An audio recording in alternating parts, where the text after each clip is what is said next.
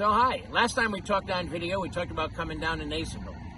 Now a fact about Nasonville, in the morning for 1 hour and in the afternoon, this hour right here, there are over 500 cars that come through this area of Nasonville, through the bridge, which we're going to see in a few minutes, and this is the highest traffic count in the town of Borough. That's why it's crucial for us to develop this area. Now, last time we were in Pasco, and I have an announcement to make.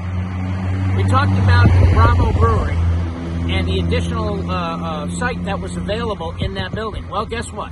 Bravo Brewery is expanding, and they've taken that whole entire 3-compartment building in Pasco. So Bravo Brewery is doing a fantastic job up in Pasco. We congratulate them. And there's also a new bakery coming in Pasco, so the pieces are starting to come together. So let's talk about Nasonville.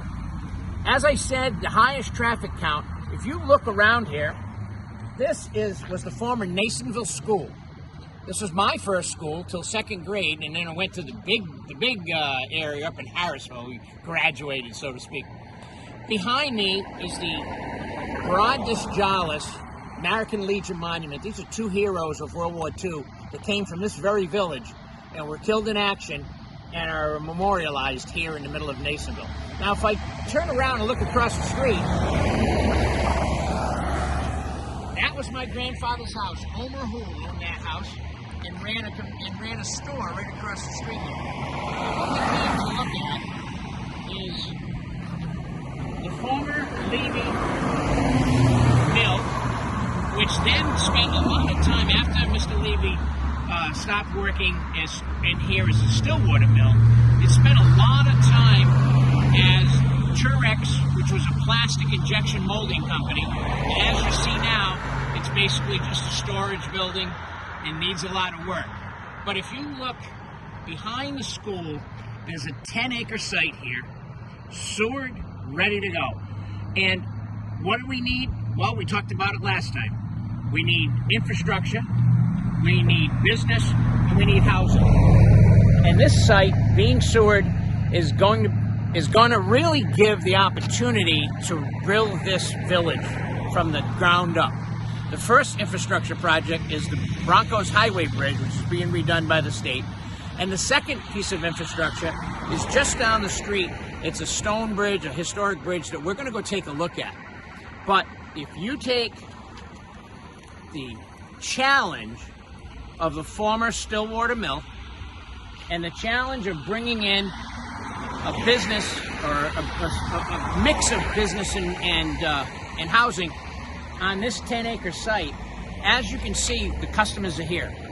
So we're going to try and do our best to take the challenges here in Nasonville, the infrastructure commitments from the state, and then something that we didn't talk about much last time, which was the lining up of all of the ordinances and rules and comprehensive plan of this town to help make this happen.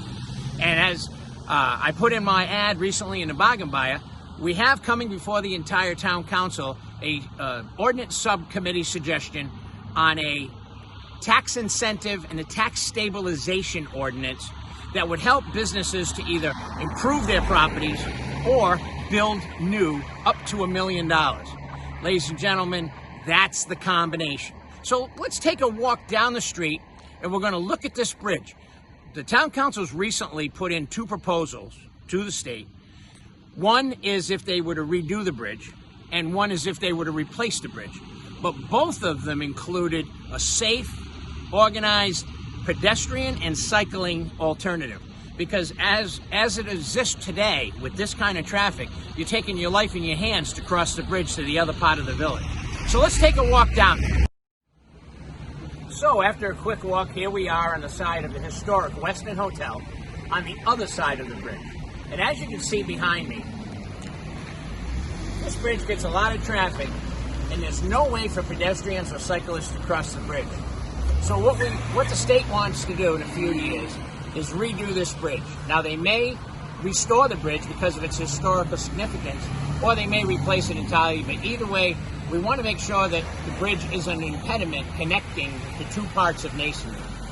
Now, there will be plenty of opportunity for everybody to chime in on this. There'll be public hearings and opportunities for you to try to give your opinion of what would make this a safe and important way to cross without getting killed here. Because the traffic, as I said, the traffic count is high, and what we need to do is to make this safe and to make this efficient, and we'll do that.